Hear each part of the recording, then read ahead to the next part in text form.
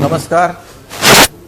आजच्या शिक्षक दिनानिमित्त जो काही शिक्षकांबरोबर संवादाचा कार्यक्रम आपण आयोजित केला आहे, या कार्यक्रमाला उपस्थित राज्याचे शिक्षण मंत्री आदरणीय दीपक केसरकर साहेब, राज्याचे अतिरिक्त मुख्य सचिव गगराणी साहेब, खारगे साहेब, त्याचबरोबर शिक्षण सचिव जे आपले आहेत ते रणजित देवलजी, सर्व जिल्हाधिकारी, त्याचबरोबर शिक्षण विभागातील सर्व अधिकारी आणि सर्व शिक्षक बांधव भगिनी, मी सगळ्यात प्रथम आपल्याला या शिक्षक दिनाच्या खूप खूप शुभेच्छा देतो.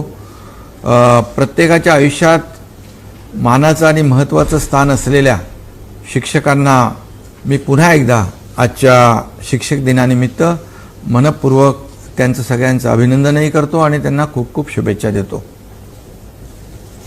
अगदी प्राचीन काळापासून समाजामध्ये शिक्षकांविषयी नेहमीच आदर आहे. जगभरामध्ये देखील विविध देशांमध्ये साजऱ्या होणाऱ्या शिक्षक दिनामागचं जे काही औचित्य आहे ते वेगवेगळं आहे. मात्र आपल्या देशात सर्वोच्च पदावर पोहोचलेल्या डॉक्टर सर्वपल्ली राधाकृष्णन या शिक्षकाचा जन्मदिवस म्हणून आपण सगळेच जण शिक्षक दिन म्हणून साजरा करतो, ती आपली परंपरा आहे. डॉक्टर सर्वपल्ली राधाकृष्णन हे महान विचारवंत देखील होते. राष्ट्रपती पदासारख्या सर्वोच्च पदावर असूनही त्यांना शिक्षक म्हणून घेण्यात अभिमान वाटायचा, ही देखील एक मोठी अभिमानाची बाब आहे. अशा या महान व्यक्तिमत्वाला मी आज त्यांच्या जयंतीनिमित्त मनापासून अभिवादन करतो. जेव्हा प्रत्येकजण आपल्या यशस्वी जीवनाचा विचार करतो त्यावेळी आपल्याला हे यशस्वी जीवन देणाऱ्या शिक्षकांचं स्मरण झाल्याशिवाय राहत नाही. खरं म्हणजे आईवडिलांनंतर शिक्षकांचं महत्त्व प्रत्येकाच्या आयुष्यामध्ये मोठं आहे, आगळं वेगळं आहे. आई जन्म देते तर शिक्षक जीवन देतो आणि आपल्याला आकार देतो असं म्हटल्यास ते चुकीचं ठरणार नाही.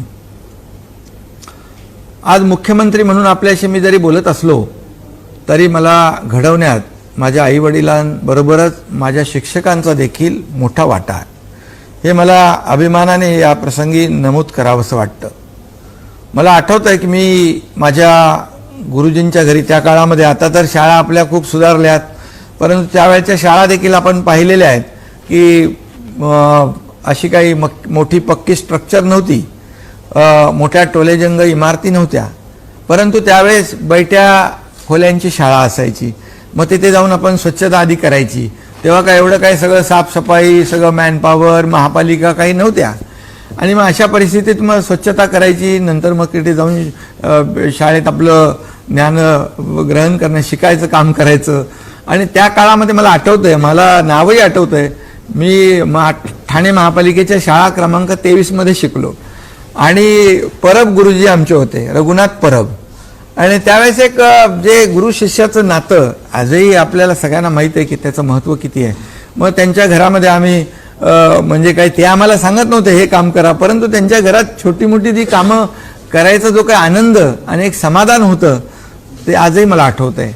त्यामुळे तो एक वेगळा आनंद होता. आता काळ बदलला आहे, आता परिस्थिती बदलली, आता तशी काही परिस्थिती राहिलेली नाही आणि गुरुजींची सेवा देखील आता करण्याची संधी कोणाला मिळतही नाही.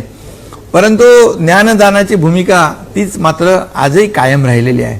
जसं कुंभार मातीला आकार देण्याचं काम करतो तसंच शिक्षक देखील विद्यार्थ्यांना घडवत असतात, त्याच्यावर एक त्याला आकार देतात, त्याच्यावर जे काही आपण संस्कार घडवण्याचं काम करतो. ह्याच्यामध्ये शिक्षकांची फार मोठी मोलाची कामगिरी आहे आणि मोठे योगदान आहे. आता काही वेळापूर्वी देखील तुम्ही अनेक मतं या ठिकाणी मांडली, सूचना देखील केल्या. त्याची नक्कीच या ठिकाणी शासन म्हणून आम्ही दखल घेणार आहोत.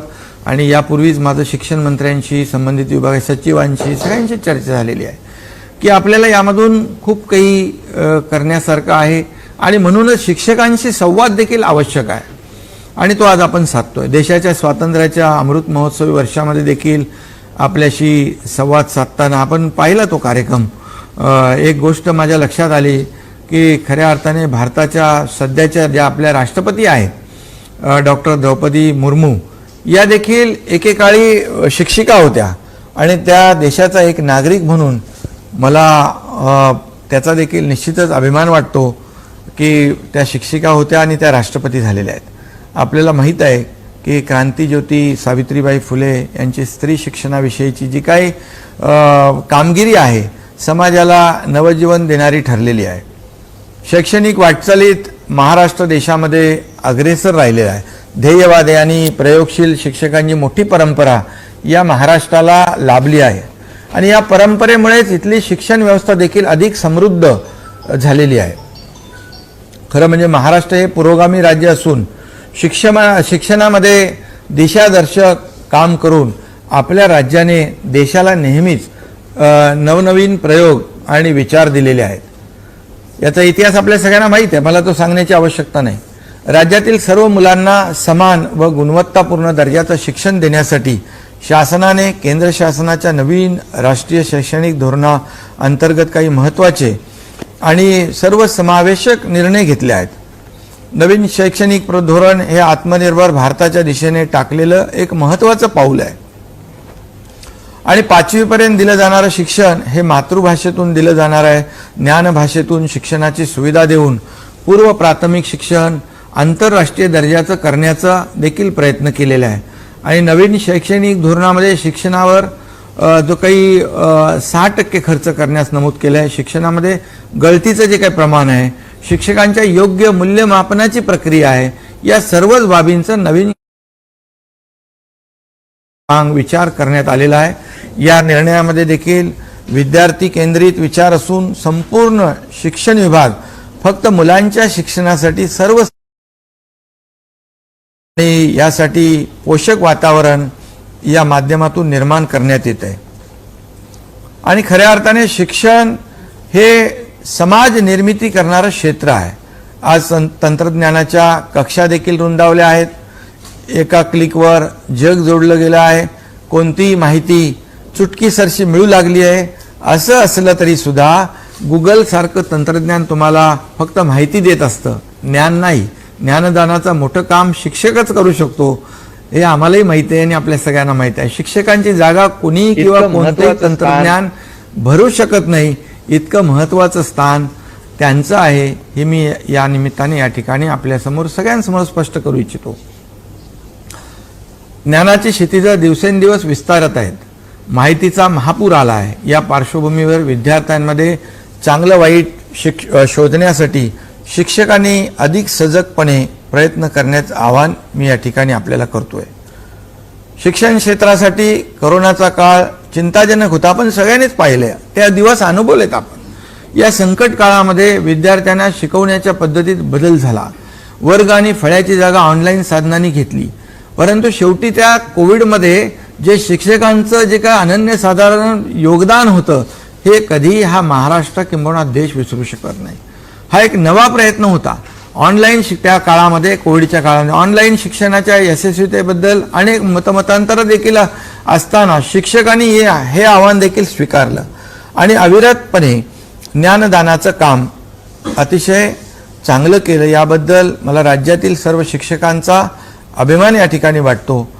कोविड काळामध्ये देखील या आव्हानाचं संधीत रूपांतर करून राज्यात अनेक नाविन्यपूर्ण प्रयोग करण्यात आले। विद्यार्थ्यांमध्ये ऑनलाईन शिक्षणाच्या माध्यमातून देखील अभ्यासाची गोडी निर्माण करण्याचा प्रयत्न केला। हे देखील निश्चितच अगदी खरोखर कौतुकास्पद आहे आणि म्हणून शिक्षणातून भावी समाज घडविण्याच्या कार्यात शिक्षकांचा फार मोलाचा वाटा आहे। त्यांचा सिंहाचा वाटा असं म्हटलं तर वावगं ठरणार नाही। गेल्या काही कालावधीपासून शिक्षण प्रक्रियेमध्ये मोठे परिवर्तन झाल्याचं दिसून येते। शिक्षकांच्या योगदानातून व भरीव कार्यातून समाजाचा शिक्षणाकडे बघण्याचा दृष्टिकोन सकारात्मक होताना दिसतोय। शाळांच्या विकासासाठी विशेषतः सरकारी शाळांच्या सक्षमीकरणाकरिता अनेक धोरणात्मक निर्णय शासनाने घेतलेले आहे। राज्याच्या एकूण बजेटच्या 16% पेक्षा जास्त आर्थिक तरतूद शासन शिक्षण विभागासाठी मंजूर करतं। मी याला खर्च मानणार नाही आणि खर्च मानतही नाही, कारण ती भविष्याची आपली इन्व्हेस्टमेंट आहे, गुंतवणूक आहे आणि म्हणून राष्ट्रीय स्तरावरील सर्वेक्षणामध्ये आपल्या राज्याने शिक्षणामध्ये मागील काही कालावधीपासून मोठी झेप घेतलेली आहे, प्रगतीकडे वाटचाल सुरू केलेली आहे। त्यामुळेच पालकांचा व समाजाचा सरकारी शाळांबद्दल आत्मविश्वास देखील वाढतो आहे। शिक्षणाच्या क्षेत्रामध्ये नाविन्यपूर्ण प्रयोग होत आहेत. शिक्षकांच्या मार्गदर्शनातून अनेक शिक्षकांनी आता सूचना केलेल्या आहेत. नवे प्रयोग विद्यार्थी करू लागलेले आहेत. विद्यार्थ्यांच्या वैज्ञानिक जाणीवा प्रगल्भ करण्यात आणि त्या विस्तारण्यात शिक्षकांचं मोठं योगदान आहे. शिक्षक, विद्यार्थी आणि समाज यांच्यातील सुसंवादाने शिक्षण अधिक आनंददायी होऊ लागलेले आहे. मी उदाहरणादाखल या ठिकाणी जालना जिल्ह्यातील जिल्हा परिषद शाळा श्रीराम तांडा येथील 100% स्थलांतर रोखले, पटसंख्येमध्ये वाढ झाली. चंद्रपूर जिल्ह्यातील जिल्हा परिषद शाळा पारडो कोणत्याही सुट्टीविना शाळा 365 दिवस अविरतपणे त्या ठिकाणी सुरू आहे. आदिवासी शाळा, ती आदिवासी भागातली शाळा, त्याचं शिक्षकाचं नाव देखील या ठिकाणी राजेंद्र पर्तेगी. तर त्याचं एक म्हणजे एक तेही शिक्षक जे अगदी डेडिकेशन, डिवोशन हे सगळं आपण पाहतोय. असे तुम्ही सगळेच जण शिक्षक अतिशय चांगलं काम करता. ही शाळा तोरणमाळ या ठिकाणी आजूबाजूच्या 29 पाड्यावरील 1600 मुलांसाठीची आदर्श निवासी शाळा झाली आहे. असे असंख्य नाविन्यपूर्ण प्रयोग आहेत आणि ते कौतुकास्पद आहे. अशा प्रकारे उत्कृष्ट कार्य करणाऱ्या आणखी शाळा असू शकतात. अशा आदर्श शाळा निर्माण करण्याचं खरे शिल्पकार आपण सर्व शिक्षक आहात. त्यासाठी आपणा सर्वांचं खरं म्हणजे कौतुक करण्याचा आजचा दिवस आहे. परंतु अशा शाळांची संख्या वाढविण्याची देखील आपल्याला आवश्यकता आहे, गरज आहे. मला खात्री आहे की आपण सर्वजण आजच्या दिवशी आपण सगळे निर्धार करूया आणि उर्वरित सरकारी शासकीय शाळांचा विकास करून त्यात भरीव पटसंख्या वाढवण्याचं जे काही अनेक शिक्षकांनी या ठिकाणी बोलून दाखवलेलं, काय काय आपल्याला सुविधा पाहिजेत, काय आपल्याला करता येईल. काही खाजगी शाळांची उदाहरणे या ठिकाणी दिली. काही लोकांनी शिक्षण पद्धती आपल्याला कशा पद्धतीची पाहिजे, काही ठिकाणी आपल्याला काय आवश्यक साधन सामुग्री पाहिजे, याच्या देखील या ठिकाणी सूचना आलेल्या आहेत. आदरणीय या देशाचे पंतप्रधान श्री नरेंद्र मोदीजी यांच्या संकल्पनेतून लागू झालेल्या राष्ट्रीय शिक्षण धोरणामुळे देशाच्या शिक्षण क्षेत्रामध्ये देखील मोठं परिवर्तन येऊ पाहत आहे. या शिक्षण धोरणाची राज्यामध्ये प्रभावी अंमलबजावणी करण्यासाठी कटिबद्ध असल्याची ग्वाही देखील मी आपल्या सगळ्यांना देऊ इच्छितो. शिक्षकांनी देखील या राष्ट्रीय शिक्षण धोरणाचं लाभ जो आहे तो विद्यार्थी आणि त्यांच्या पालकांपर्यंत पोहोचवण्यासाठी पुढाकार घेण्याचं देखील मी आपल्याला आवाहन या ठिकाणी या निमित्ताने करतोय. शिक्षकांना सोपवण्यात येणारी अन्य शाळाबाह्य जी कामं आहेत हे देखील एक मोठं आव्हान आहे, आपल्या पुढे आहे. त्यावेळेस मी अनेक वेळा मला त्या सूचना आलेल्या आहेत. राष्ट्रीय कर्तव्य आणि जबाबदारीचं काम सोडलं तर इतर अशैक्षणिक कामांचा भार शिक्षकांवर पडणार नाही याची काळजी देखील घेण्याच्या सूचना या ठिकाणी विभागाला देण्यात नक्की येतील. शाळाबाह्य मुलांच्या समस्या हा एक गांभीर्याने विचार करण्याचा विषय असून त्यावर देखील मार्ग काढला जाईल. मध्यान्ह भोजन व व्यक्तिमत्व लाभाच्या इतर ज्या व्यक्तिगत लाभाच्या ज्या इतर योजनांच्या प्रभावी अंमलबजावणीतील काही त्रुटी असतील त्या देखील शोधून त्यांच्यावर सुलभतेनं अंमलबजावणीवर विशेष लक्ष देखील केंद्रित केलं जाईल. शिक्षण क्षेत्रामध्ये मैलाचा दगड ठरतील असे महत्त्वाचे विषय उपक्रम सध्या आमच्या अजेंड्यावर आहेत. त्यावर विभागाचं काम सुरू असून लवकरच त्या बाबतीत देखील प्राधान्याने सकारात्मक निर्णय घेऊन शिक्षण क्षेत्राचं बळकटीकरण करण्याचा देखील नक्की आपला शासनाचा प्रयत्न राहणार आहे. हा विश्वास देखील मी या निमित्तानं आपल्या सर्व शिक्षकांना देऊ इच्छितो. देशात आणि राज्यामध्ये सुरू असलेलं जे काही परिवर्तनाचा पर्व आणि भविष्यातील तरुणाईची भूमिका लक्षात घेता विद्यार्थी घडवण्यासाठी शिक्षण क्षेत्राने अधिक जोमाने प्रयत्न करण्याचं देखील मी आवाहन आपल्या सगळ्यांनाच या ठिकाणी करू इच्छितो. आपलं जे सरकार आहे हे तुमचं आमचं सगळ्यांचं आहे. हे सर्वसामान्यांचं सरकार आहे. आरोग्य आणि त्यामध्ये आपण आरोग्य शिक्षण हे आपलं प्राधान्याचे विषय आपण घेतलेले आहेत. इतरही जे काही विषय आहेत शेतकऱ्यांचे, कष्टकऱ्यांचे, कामगार ते आहेतच, परंतु आरोग्य शिक्षणाला आपण जास्तीचं या ठिकाणी प्राधान्य देण्याचा विचार सरकारने केलेला आहे. शिक्षण क्षेत्रासाठी निधीची कमतरता देखील पडून दिली जाणार नाही. पायाभूत सुविधा जशी आपली शाळा इमारत असेल, त्याच्या आजूबाजूचा परिसर असेल, आतमध्ये टॉयलेट बाथरूम असेल, त्याची स्वच्छता असेल, मुबलक पाणी असेल, ह्या सगळ्या ज्या काही सुविधा आहेत, पायाभूत सुविधा, त्याचा शाळेच्या आजूबाजूचा जो परिसर असेल तो देखील अतिशय नीटनेटका स्वच्छ असला पाहिजे. ही सगळी जी काही पायाभूत सुविधा किंवा इतर सर्व जी काही विकासाची कामं होतील आणि त्यासाठी देखील जे काही लागणारं कुशल मनुष्यबळ आहे हे शिक्षणातूनच उपलब्ध होणार असल्यानं शिक्षण क्षेत्राचा विकास करून आधी त्याला बळकटी देणं हे आपल्या सगळ्यांचं प्रथम कर्तव्य असं मी समजतो. शिक्षणाची महती गाताना सावित्रीबाई फुले यांच्या ओळी देखील मला या ठिकाणी आठवत आहेत. विद्या हे धन आहे रे, श्रेष्ठ साऱ्या धनाहून तिचा साठा ज्यापाशी तो ज्ञानी मानिती जनान. आपल्या सर्वांना शिक्षक दिनाच्या मी या ठिकाणी पुन्हा एकदा मनपूर्वक या ठिकाणी शुभेच्छा देतो. आणि ज्या काही आपण सूचना केलेल्या आहेत त्या सूचनांची संपूर्ण नोंद घेतलेली आहे आणि या सूचना ज्या आहेत ह्या तुम्ही सूचना ज्या केलेल्या आहेत या सूचना शाळेचं जे काय अपग्रेडेशन आहे, शाळेचा दर्जा जो आहे, विद्यार्थ्यांची शैक्षणिक पद्धती आहे जी इतर शाळांमध्ये असते, केम्ब्रिजचं देखील या ठिकाणी उदाहरण दिलं, CBSEचं दिलं आणि या सगळ्या ज्या काही आपण ज्या काही उदाहरणं दाखल जी काही सूचना केलेल्या आहेत नक्की त्याचा या ठिकाणी सकारात्मक विचार सरकार करेल. कारण शेवटी तुम्ही एक भारताची जी काही नवीन पिढी घडवण्याचं काम करताय, त्यांना आकार देण्याचं काम करताय, त्यांचे संस्कार घडवण्याचं काम करताय आणि हेच उद्याचं आपल्या भारताचं आपल्या राज्याचं भवितव्य आहे, भविष्य आहे. त्यामुळे नक्की तुमच्या विधायक सूचनांचं पुरेपूर या ठिकाणी विचार केला जाईल. आणि त्याबरोबरच राष्ट्रीय पुरस्कारासाठी देखील राज्याकडून 6 प्रस्ताव केंद्रास सादर करण्यात आले होते. त्यापैकी बीड जिल्ह्यातील श्री सोमनाथ वाळके व श्री शशिकांत कुलते या 2 जिल्हा परिषदेच्या ग्रामीण भागातील शिक्षकांना आदर्श पुरस्कार जाहीर झाला असून त्या शिक्षकांचं देखील मी विशेष अभिनंदन व कौतुक करतो. आणि त्याचबरोबर काही सूचना या ठिकाणी आल्या होत्या. शिक्षकांचे पगार वेळेवर होत नाहीत, बरोबर ना?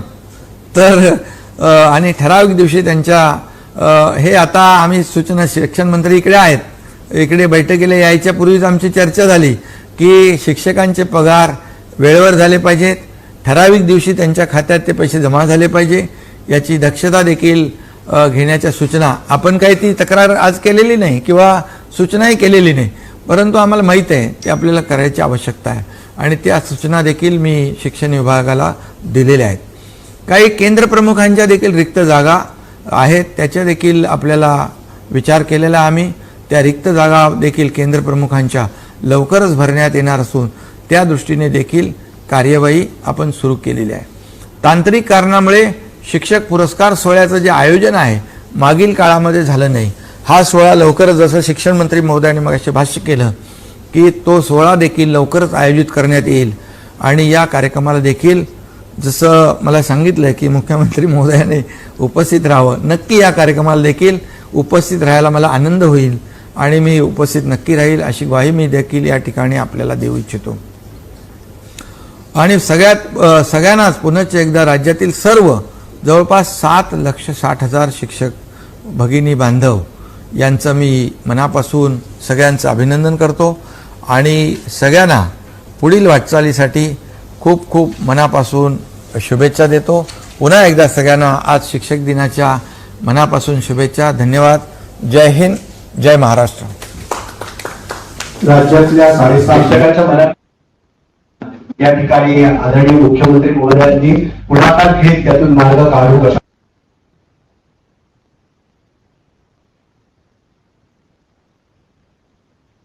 देऊळ साहेबांना विनंती आहे की त्यांनी आभार प्रदर्शन करावं. सन्माननीय देऊळ. तर आज जसं 5 सप्टेंबर आपण शिक्षक राबवतो आहे, या निमित्ताने आज आपल्या शिक्षकाचे कार्य करण्यासाठी आणि आपल्या डिपार्टमेंटचे कार्य करण्यासाठी आपल्याला माननीय मुख्यमंत्री श्री एकनाथ शिंदे साहेबांनी फार बहुमूल्य मार्गदर्शन केलेलं आहे.